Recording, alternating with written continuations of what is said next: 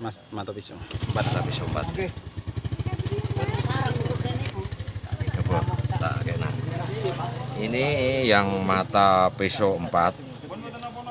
Bahannya dari tatah, tadi potong-potong, jelas. Sama tadi. Nah, kayak tadi cuma perbedaannya ini yang Mata pisau 4. Jadi bisa membedakan, hasilnya sama, perlukaannya sangat halus dan lebar kuara 3 cm, kedalaman kuara hanya 2 cm. Ini betul-betul bagus. Mudah-mudahan dengan alat ini produktivitas meningkat dan menghemat bidang kuara yang jelas.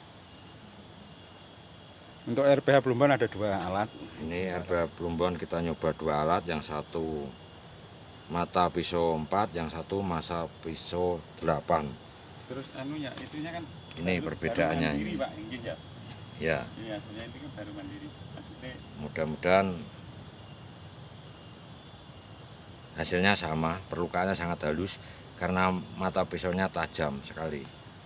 Jadi tinggal kalau sudah tumpul diperbarui pakai kikir, mudah sekali ini. Ya mudah-mudahan, alhamdulillah Plumbon tahun ini dengan alat ini produktivitas pencapaian produksi RPH Plumbon 107%.